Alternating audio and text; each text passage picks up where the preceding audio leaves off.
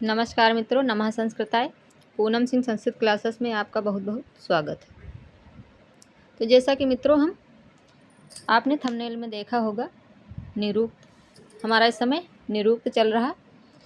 एक उस तरफ लक्ष्य बैच चल रहा है, प्रैक्टिस उसमें जो क्वेश्चन है, और इधर हमारा निरुक्त चल रहा है। इसका हम रिवीजन क्लास देख रहे हैं।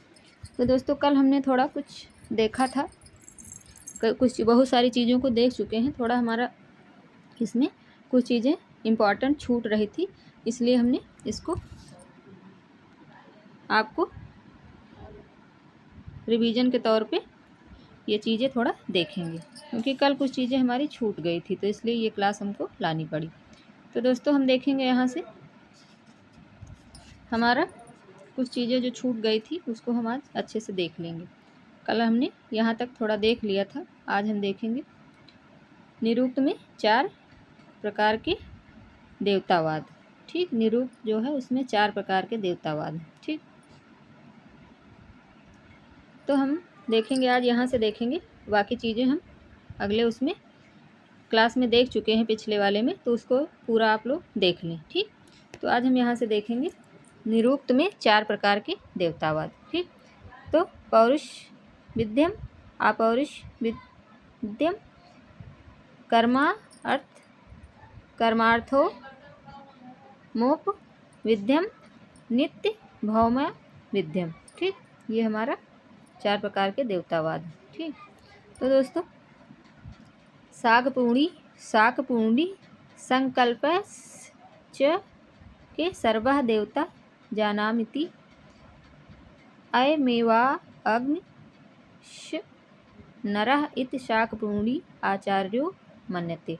ठीक, तो शाकपूर्णी आचार्य जो हैं वो इस चीज़ को मानते हैं। ठीक, ये तो दोस्तों हम थोड़ा सा कुछ इम्पॉर्टेंट चीज़ें आज देख लेंगे। आप लोग क्लास को पूरा देखें ताकि आपको जो ज़रूरी चीज़ें हैं वो छूटे ना। ठीक, ये हमारा निरुक्त और निरुक्त के टीकाकार, ये बहुत ही इम्पॉर्टेंट है, क्योंकि यहाँ से क्वेश्चन पूछ लिया जाता है और अगर हमें नहीं मालूम है तो बताना बहुत मुश्किल हो जाता है। ठीक, तो दोस्तों हम देखेंगे यहाँ पे निरुक्त के टीकाकार। जो निरुक्त के टीकाकार हैं वो है स्कंद स्वामी। स्कंद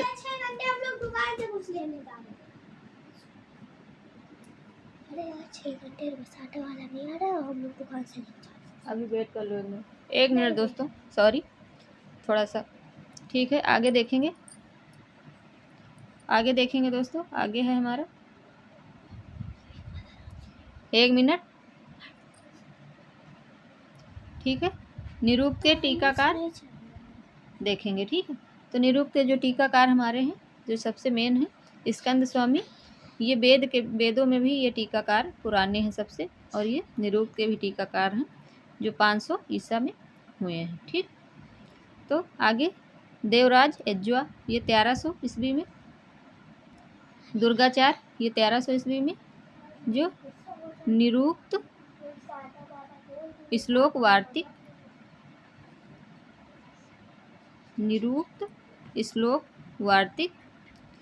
और ऋज्वार्थ वृत्ति महेश्वर, ये हमारे 4 इम्पॉर्टेंट टीकाकार हैं निरुक्त। इनको हमें अच्छे से याद रखना है। ठीक, क्योंकि ये यहाँ से क्वेश्चन सीधे पूछा जाता है। ठीक, तो दोस्तों आगे हम देखेंगे, आगे हमारा आगे देखेंगे, आगे है हमारा टीकाकार एवं टीका जो है वो हम, ये टीकाकार हैं हमारे निरुक्त के टीकाकार। स्कंद स्वामी, देवराज यज्वा और दुर्गाचार्य जो निरुक्त श्लोक वार्तिक ऋज्वार्थ वृत्ति इन्होंने लिखा है। ठीक, और महेश्वर, ये हमारे 4 टीकाकार मेन हैं। ठीक, आगे हम देखेंगे थोड़ा सा निरुक्त का महत्व। ठीक, निरुक्त का महत्व देखेंगे।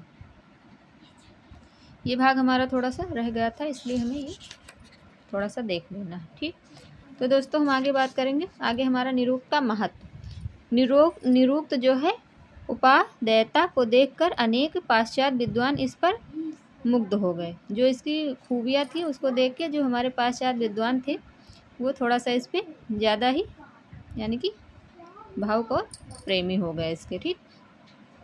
तो इसलिए निरुक्त इन्होंने भी इस पर लेखन कार्य किया। जो मतलब अपने यहाँ तो लिखा ही गया,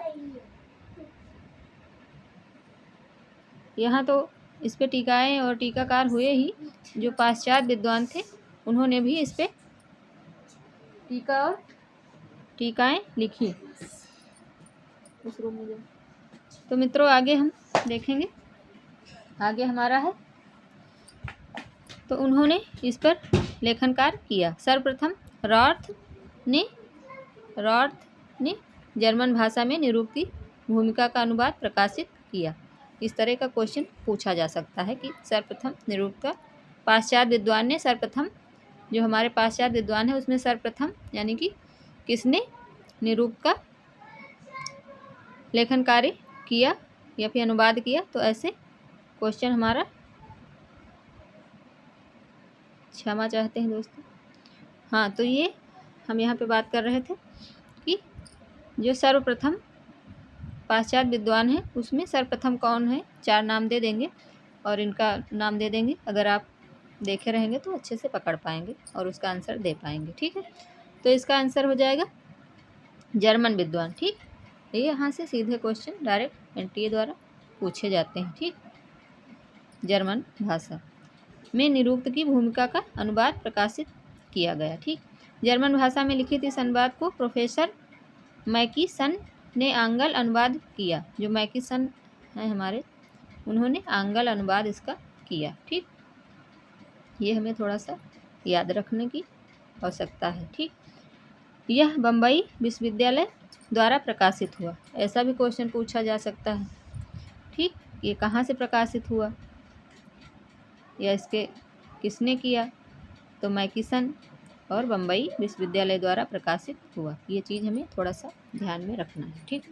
तो आगे देखेंगे मित्रों, आगे हमारा है स्कोल्ड ने जर्मन देश में रहकर इस विषय पर अध्ययन किया, ठीक। स्कोल्ड जो हमारे हुए जर्मन विद्वान, उन्होंने जर्मन देश में रहकर इस विषय पर अध्ययन किया और इसी विषय पर प्रबंध लिखकर प्रकाशित किया, ठीक। इसी पे निबंध या फिर प्रबंध, क्या है, निबंध होना चाहिए। चलिए देख के हम बताएंगे इसको, ठीक। तो दोस्तों स्वामी दयानंद सरस्वती, जो स्वामी दयानंद सरस्वती भी हैं, उन्होंने भी वैदिक भाषाओं में सत्यार्थ प्रकाश में वैदिक मंत्रों के अर्थ करने के लिए इस ग्रंथ का बहुत सहारा लिया। जो हमारे दयानंद सरस्वती जी हैं, उन्होंने भी इस पे मंत्रों का अर्थ निकालने के लिए इसको बहुत ही अच्छे से देखा, यानी कि इससे बहुत सहारा लिया, ठीक। महर्षि अरबिंदो, ठीक, अरबिंदो जो हैं, उन्होंने भी वेदों को समझने में निरुक्त की महत्वपूर्ण भूमिका का जिक्र किया है। क्योंकि जो हमारा वेद पुराण है वो उसकी जो भाषा थी वो थोड़ा सा टफेस्ट थी, यानी कि कठिन। तो उसको समझने के लिए जो हमारे ये विद्वान हुए, उसको समझने के लिए निरुक्त की व्युत्पत्तियाँ जो थी उसमें बहुत ही सहायक थी। तो इसलिए इसका सहारा लिया गया, विद्वानों ने लिया, ठीक। निरुक्त और व्याकरण में अंतर, निरुक्त और हमारे व्याकरण में अंतर क्या है, निरुक्त और व्याकरण में अंतर देखेंगे। निरुक्त और व्याकरण में अंतर देखेंगे तो यहाँ पे हमारा हो जाता है वैदिक संस्कृत की भाषा समझने के लिए व्याकरण का भी पाठन होता है, ठीक है। जो वैदिक संस्कृत की भाषा है उसको समझने के लिए व्याकरण का भी पाठन यानी कि पढ़ना होता है, ठीक। व्याकरण तो मेन ही होता है, लेकिन इसमें आगे हमारा हो जाएगा। और अष्टाध्यायी जो पाणिनि द्वारा रचित है, उसको अष्टाध्यायी को इसका महत्तम ग्रंथ माना जाता है, ठीक। निरुक्त में शब्दों के मूल का वर्णन है, जो निरुक्त है हमारा उसमें शब्दों के मूलों का वर्णन है। तो इसलिए वहाँ से इसको आसानी से समझना आसान हो जाता है। इसलिए यानी किस भावना के कारण घोड़ों को अश्व कहा जाता है, किस भावना के कारण, ठीक। आशु यानी तेज गति से जाने के कारण, ठीक। इसका वर्णन है जबकि व्याकरण में अश्वारूढ़, अश्व पर आरोहित, घोड़े पर सवार। ठीक, आगे देखेंगे मित्रों कि मूल शब्दों से उत्पन्न भावना का वर्णन है। निरूक्त में चूंकि जो निरूक्त है उसमें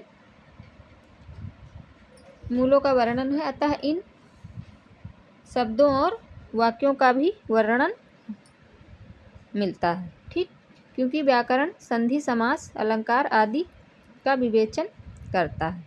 जो व्याकरण है वो संधि, समास, अलंकार आदि का उसमें विवेचन होता है। निरूक्त में जो हमारा निरूक्त है उसमें शब्दों का निर्वचन कैसे हुआ है ये चीज़ ज़्यादातर समझाई गई है, और देवता और इन सब चीज़ों को, देवता के कितने प्रकार हैं, इनको कितने विभागों में रखा गया वगैरह वगैरह, ये सब चीज़ें बताई गई हैं। ठीक, तो मित्रों आज हमारा ये निरूक्त का बहुत ही अच्छे से क्लास कंप्लीट हो गई है। आप लोग पिछली क्लासों को भी ज़रूर देखें, क्योंकि पिछली चीज़ों को नहीं देखोगे तो ये चीज़ समझना थोड़ा मुश्किल हो जाएगा। ठीक, तो इसलिए आपसे रिक्वेस्ट है कि आप लोग पिछली क्लासों को ज़रूर देख लें। ठीक है, तो दोस्तों हमारा निरूक्त यहाँ पे कंप्लीट होता है।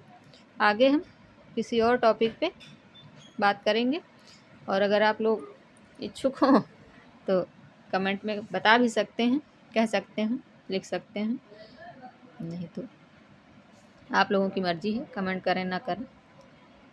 ठीक है, तो दोस्तों बस आज हम अपना आज यहीं तक क्लास समाप्त करेंगे। वीडियो को आप लोग चाहें तो लाइक और सब्सक्राइब भी कर सकते हैं, कमेंट भी कर सकते हैं, इच्छा हो तो। ठीक है, तो दोस्तों नमः संस्कृताय, धन्यवाद।